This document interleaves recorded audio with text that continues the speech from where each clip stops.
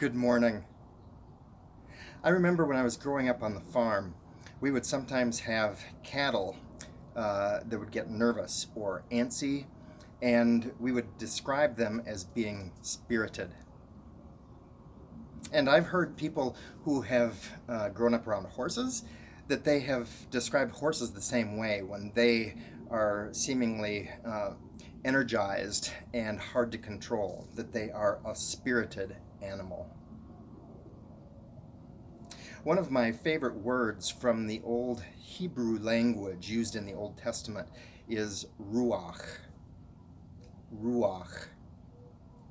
That and the Greek word from the New Testament, pneuma, both have similar meanings. They are translated as spirit, God's spirit within Scripture, but they are also translated as wind and breath.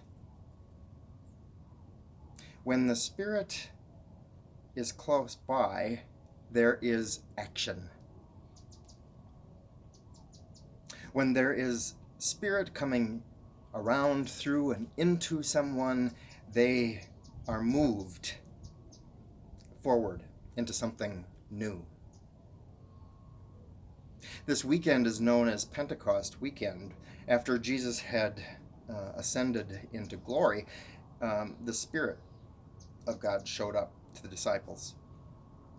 And in the story from Acts, it is that they were in this room where they've been hiding for their lives for some time, and all of a sudden this rush of wind came into the room and came over them, and suddenly there was what looked like tongues of fire over each one. And as they went out and began to speak, people in the local area who were international, had different languages, could understand them speaking in their own languages.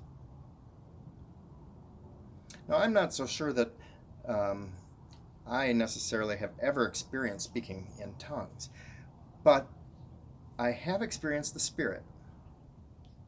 I've experienced this tug at my heart to do something new.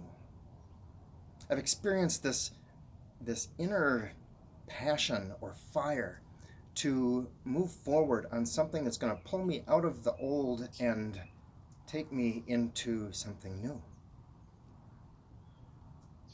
Where the Spirit is around, action happens. Where have you experienced the Spirit?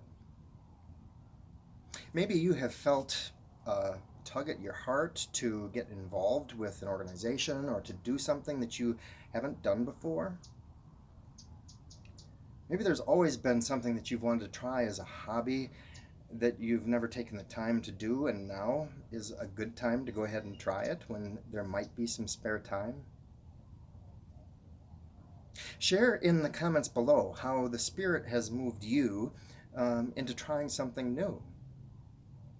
It could be a diet. It could be reading a new type of book, learning a language. The Spirit is involved around, in, and through all of us. I hope you have a spirited day. And make sure to check in this weekend with the message that's called Shifting into Gear. Have a great day. Goodbye.